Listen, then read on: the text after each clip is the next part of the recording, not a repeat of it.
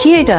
Sumi divorce letter পাঠিয়েছে, 3 দিনের মধ্যে সিগনেচার করে পাঠিয়ে দিতে বলেছে। তুমি তো এটাই চেয়েছিলে তাই না? হ্যাঁ, আমি যেন সুমিকে ডিভোর্স দিয়ে বাড়ি থেকে বের করে দিই। দেখছো মা, সুমি না সব বুঝতে পেরেছিল, তাই আমার সাথে এই নাটকটা করে ও নিজেই বাড়ি থেকে বের হয়ে গেছে।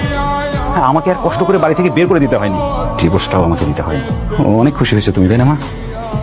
এই নে, এত দিনের প্ল্যান সাকসেস হয়েছে। এতিমের বাচ্চা আমার ছেলেকে ডিভোর্স দিছে। সত্যি ফুপু?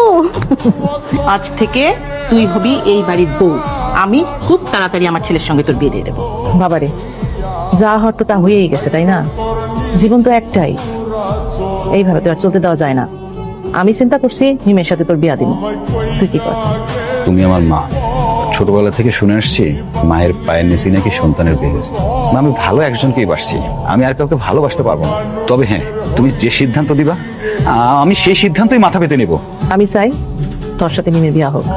তুমি যার সাথে খুশি আমাকে বিয়ে দিতে পারো, তোমার কথা আমি রাখবো। থাক থাক, তোমাকে নামতে হবে না। দেখো, তোমাকে একটা কথা বলি, সুমিকে আমি ভালোবেসে বিয়ে করেছিলাম। সুমি আমার জীবনের প্রথম এবং শেষ ভালোবাসা। জীবনের প্রথম ভালোবাসাকে কেউ কখনো ভুলতে পারে না, হয়তো আমিও পারবো না। ও সারা জীবন আমার অন্তরেই থাকবে। তুই আমার স্ত্রী, তোকে হয়তো সুমির জায়গায় বসাতে পারবো না, সুমির মতো ভালোও তোকে বাসতে পারবো না।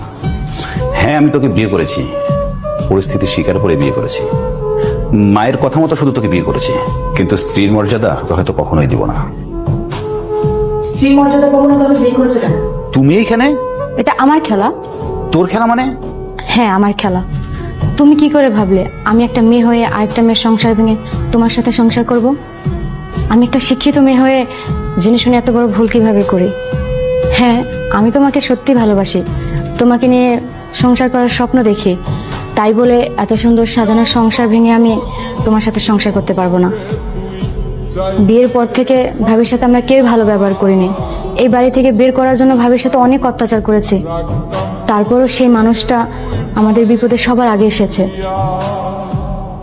আর কি আশ্চর্য, একটা মহিলা মানুষ এখানে পড়ে আছেন, আপনারা এতগুলো পুরুষ মানুষ দাঁড়ায় আছেন। হ্যাঁ, মানবতা বলতে আরে মা, কি হয়েছে আপনার? মা, কথা বলুন।